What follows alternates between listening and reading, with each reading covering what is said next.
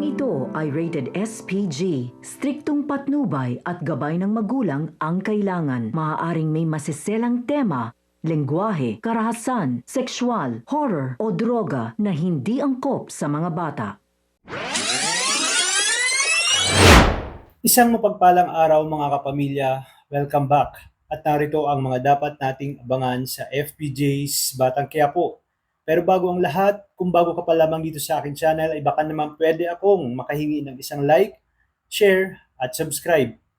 Habang naglalakad si Tanggol sa daan, ay bigla siyang nakarinig ng preno at sumisigaw na ambulansya. Dito nalaman niya na nawala ng preno ang sasakyan at tuloy-tuloy sa pagtakbo pababa. Agad na tumalon ang driver sa takot at iniwan ang pasyente sa loob ng ambulansya. Agad namang hinabol ni Tanggol ang ambulansya at nagawang sumampa dito habang tumatakbo. Narinig niya ang iyak ng sanggol, kaya kinausap niya ang mag-asawa na magulang ng sanggol at sinabi na kailangan nilang kumapit dahil tatalon sila para makaligtas. Naiwan si Tanggol sa loob ng ambulansya at naghahanap ng paraan para mailigtas ang bata. At ang ending, matagumpay niyang nailigtas ito. Ngunit nang dumugin siya ng maraming tao at may mga media, ay mas pinili na lamang niya na umiwas at agad na umalis sa lugar dahil nga wanted pa sila. Sa kabilang banda, nakabalik na nga si Rocky Boy sa kanilang bahay at agad siyang sinalubong ng mga tauhan ng kanyang papa. Nagulat ang lahat nang makita siyang duguan, puro pasa at halatang binugbog. Agad siyang tinanong ni Divina kung ano ang nangyari sa kanya at sino ang may gawa sa kanya noon.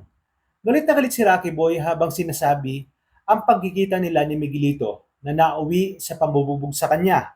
Ayon sa kanya, siya ay labis na pinahirapan at halos hindi makalaban. Saka itinapon na parang basura na lang sa isang basurahan sa Quiapo. At ang malaman ito ng kanyang papa ay lalong nag-init ang ulo ni Brandon.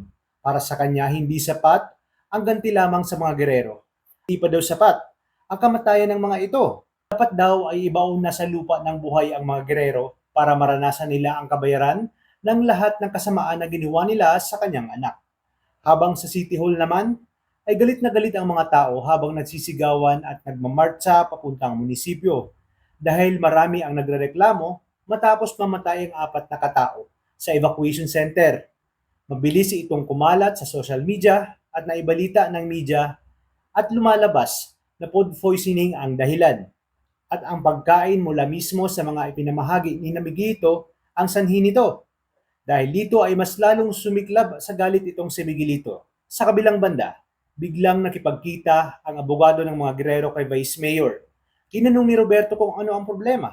Sinabi nito na may kumakalat na ebidensya na dinaya umano ang resulta ng pagkapanalo ni Miguelito bilang mayor. At nang malaman ito ni Miguelito, ay mas nagliyab nga siya sa galit at halatang kabado. Sabay sabi na hindi niya umano bibitawan ang kanyang posisyon. Takot na takot naman si Jackie at ayaw niyang makulong at tuloy masira ang kanilang buhay. Dito na nga kaya magsisimula ang pagbagsak ng mga gerero at mapapatunayan na si Tanggol talaga ang nanalong mayor. Yan ang sabay-sabay nating pakaabangan sa mga susunod na eksena. Kaya namang kapamilya, tuloy-tuloy ang pagsubaybay. Ito lang sa numero 1 teleserye ng Sambayanan.